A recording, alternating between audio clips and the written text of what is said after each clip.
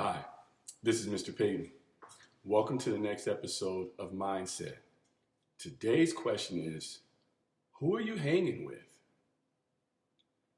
As many of you know, I've taught many grade levels, but most recently I spent a lot of time in middle school. And that is a difficult time socially.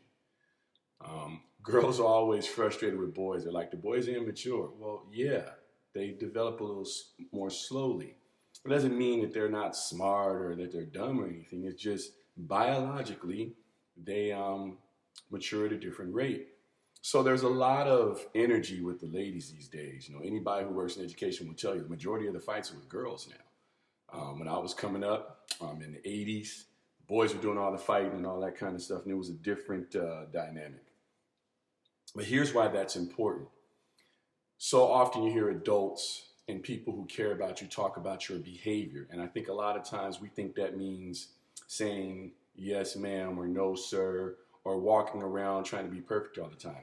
It's not what we're talking about.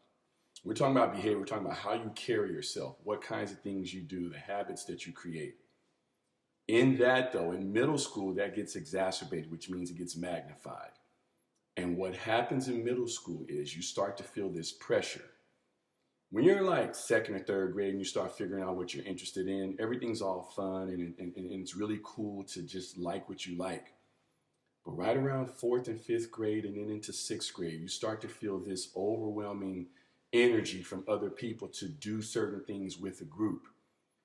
I'm going to tell you right now, even more so probably than being an adult and finding a job in college and all those kinds of things. This is the most pivotal time for you. If you can, in middle school, put your foot down and say, this is what I'm interested in, and if you're not a part of that, then I can't spend time with you, then you are 10 steps ahead of everybody. There's only a small percentage of people who can do that. And it takes a lot. It takes really supportive parents, understanding and open parents, not super disciplined parents, because that's not going to work. Parents, if you're watching this, if you try to lock your kids down with a bunch of rules and ideas and try to force them to do things, all you're going to do is push them away. Be understanding, listen, let them talk. Sometimes just sit around them and see what they're interested in. And that will be the most effective way to support them. But back to the student side of things, young people, if you love to draw, then get around people who draw. If you love sports, then hang around the other athletes. But here's the key. Don't make anyone feel bad that's not interested in what you are interested in. And you might be saying, Mr. Payton, I don't do that.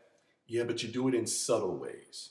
So for example, someone comes to school, shows a great drawing, and you say something like, that's not that good, or I could have done that. See, what you're doing when you make those comments is you're devaluing that young person's effort. And it's really important that you don't do that. If you're not interested or you don't like it, just don't say anything at all. Okay? Another example. Kid is playing a sport that's not popular. Maybe they're playing lacrosse. Maybe they're golfing. Maybe they're playing tennis and they tell you they had a match or a competition this weekend. You're like, man, you wasted your time doing that. We were online playing Fortnite. Again, a subtle shot that makes that person's confidence go down a little bit and makes them less likely to share what they did that weekend.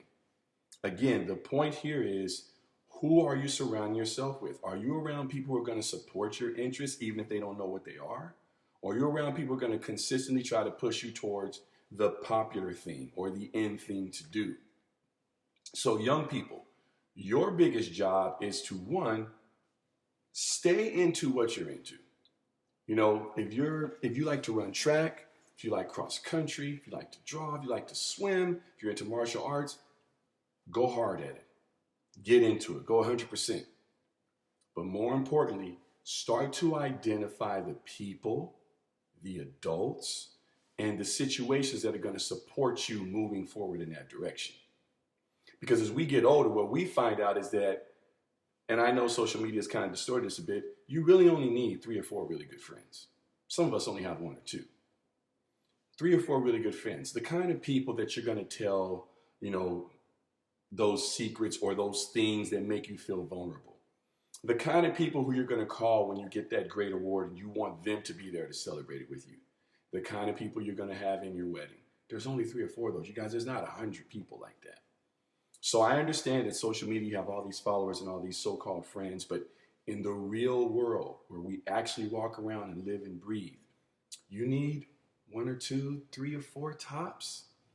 Now, let's understand what I mean by that. When we talk about friends, when we talk about associations, there are your friends, there are your families. Then there are a lot of people around.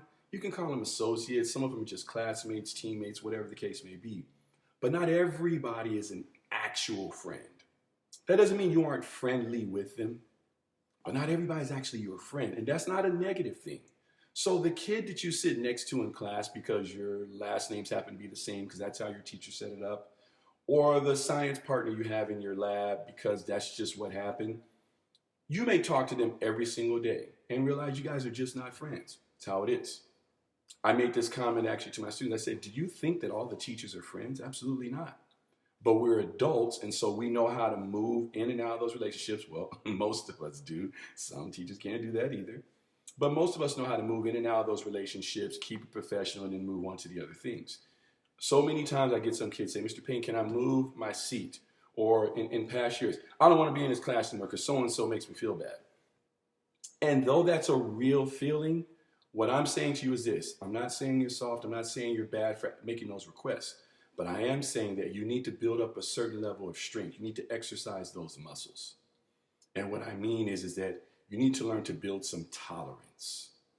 You're going to spend time, whether it's in your workplace or just in the world in general, around people that you don't care for their behavior. People who may be rude, people who don't share the same values as you in terms of how they respect people and how they deal with people.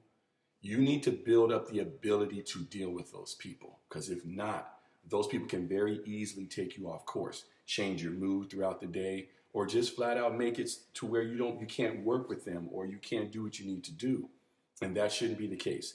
No one should be able to impact your life in that manner.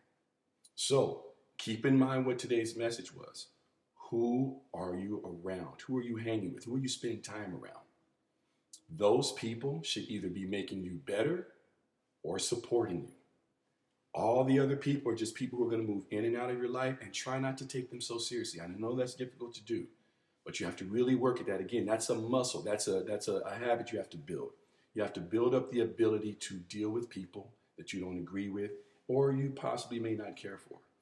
So I hope that you understand where I'm coming from with this. It's not to say that you hate people or you're not going to have a bunch of friends, but you have to understand how and where people are in your life so that you can have the most successful life possible. My name is Mr. Payton. I thank you for watching this. I hope you have appreciated this series on mindset and how it can help you become a better person. I hope you like this video and subscribe to my channel. Have a wonderful day.